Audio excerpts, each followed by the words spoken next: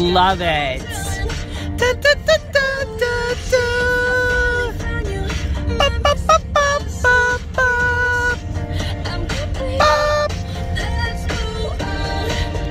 Anyway, you guys, how are you all doing today? Hopefully you're kicking some booty. I am actually, this is my first time using this camera. So what we're gonna try to do is we're gonna try and really button that down.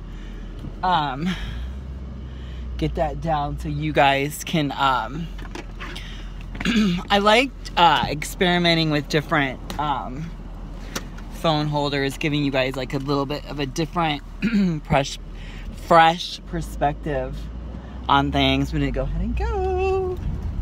Anyway, how are you guys? I'm so excited. Training is, I'm finally feeling like I'm getting a little bit of traction, but here's the thing that's really interesting that y'all should know about, and that is, oh gosh, I love those mirrors. You guys, I got some mirrors at the 99-cent store, and they're, boy, they're awesome. They're really good. They're the little mirrors that you put in your blind spots. Super, super good. Wonder how I can get this to stay up. Hopefully that's gonna stay up there. I'm trying to get that to buckle in. Okay, you guys, so here is my little, I want this to stay. See if that'll stay there. And if not, I'll just kind of keep moving it up. All right, you guys. So here is what we're going to talk about. What I want to talk to you guys about today is when a situation happens and it's like a horrible, horrible situation. How do we get ourselves unstuck? That's today's vlog. How to get unstuck emotionally, right? So say that something is like, something happened, and let's just throw out a couple examples out. Your boyfriend cheated on you, your girlfriend cheated on you, you got diagnosed with a severe health ailment. Your landlord said she's gonna sell the house. You have 30 days to move out. You come back to your car and things have been stolen. I don't know, you know, the list can go on and on. I'm just trying to think in my life when I had some like kind of severe things happen, like what I did and how I got out of, I'm just thinking in my life where there was some, like, my art didn't get accepted into a show once, it was just, yeah, you just think of whatever, kind of what are some things that you've gone through in your life where, something bad has kind of happened as a result of that. Okay, so here's the thing. No matter what your situation is, and no matter what it is that you're going through, dang, dude. What I want you to think about is that whatever your situation is, I want you now to think about this. It's already happened. The situation has already happened. So you've already been diagnosed, you got the letter of termination, you didn't get hired, whatever it is, okay? Name the situation. Take a moment and name the situation. Okay, if you want to journal it, write it down right now. What is that situation?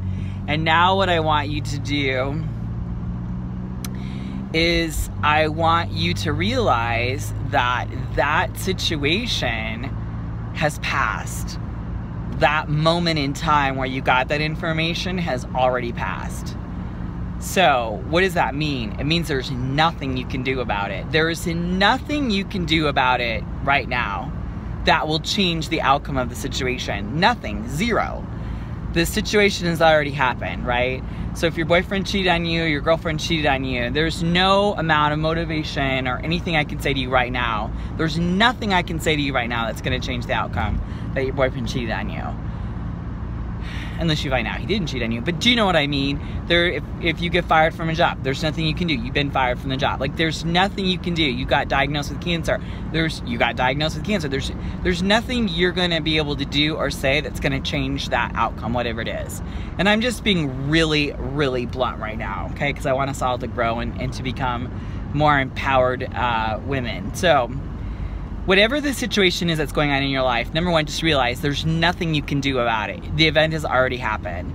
So emotionally, like, I remember one time I had worked on this art project. I mean, literally, like, for 16 hours a day for like 6 weeks. And I took my piece in, and I was inspired with this art piece. I was inspired by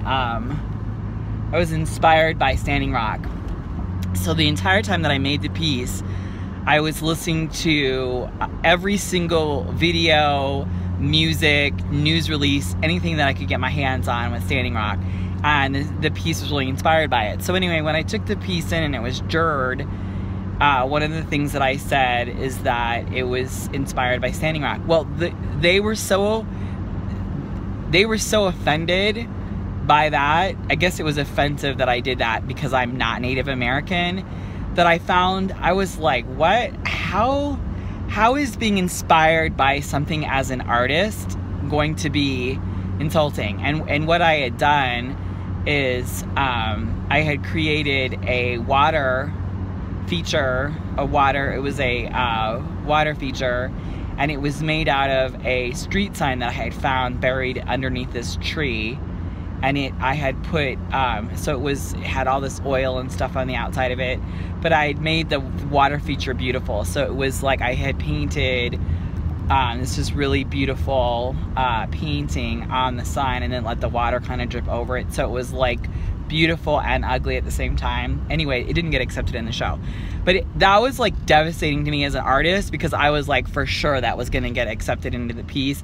And the piece was all about, like, the theme of the show for all the artists was taking care of our environment. And I was like, well, I thought, what better piece to have than, I mean, it was a total comment on nature, and it was a comment on going in and invading their lands, etc., etc. Anyway, I'm kind of rambling a little bit, but the whole point for all that information, you guys, I remember I was literally like devastated. I was like, I could not believe that. I've never heard of anything like that as an artist. I've never heard of what you are inspired by keeps you out of a show.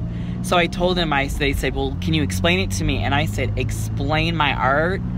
And I was like, first of all, as an artist, I don't believe in explaining my art to anybody. I believe you as the viewer watching it, that's what my purpose for my art is for you to be inspired by whatever you're seeing. I don't want to spoon feed you what my art means.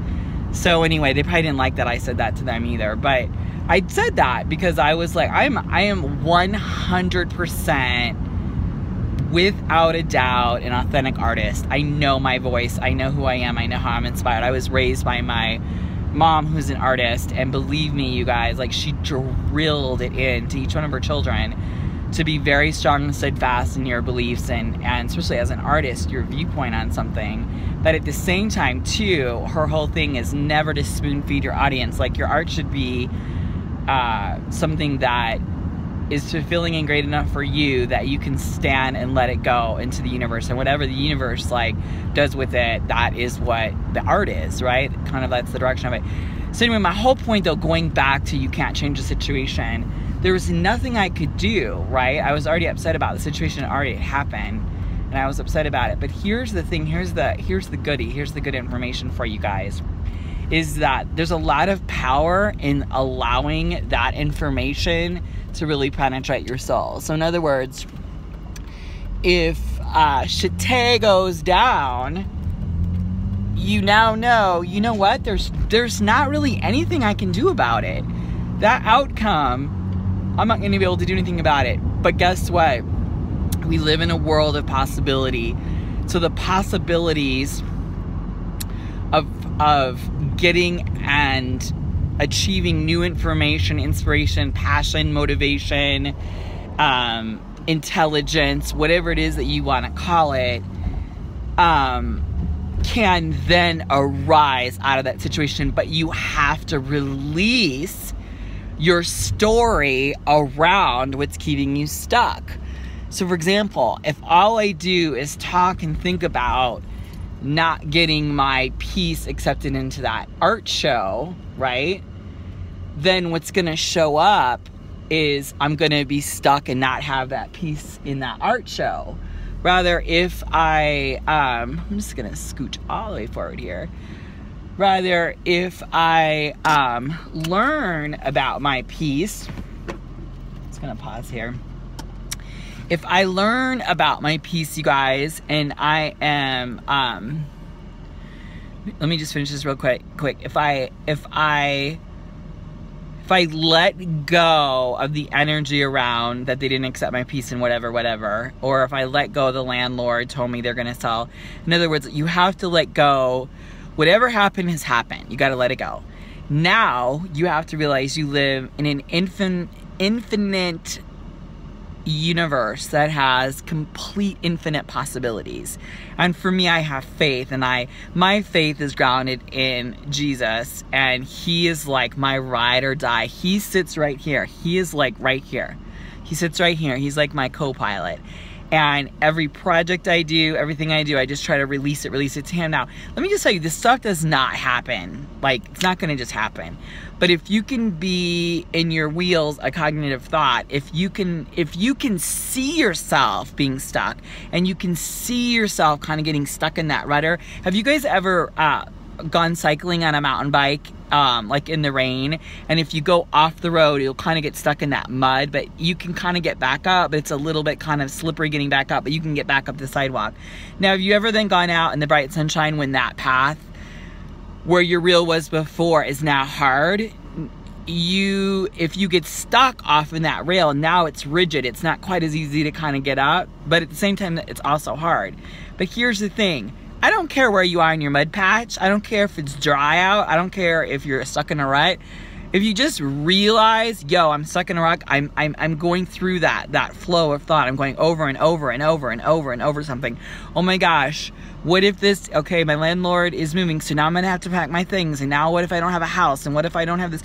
And do you see how your mind then starts racing in these like cycles? You need to shut that down, and you need to go, listen, mind, I love you. You are awesome because you serve me and you protect me and you guide me. And right now, that's already happened. So thank you for bringing that back up, but that's already happened. Now, what I'm gonna do is I've got to create infinite possibilities out of the opportunities of what's in front of me.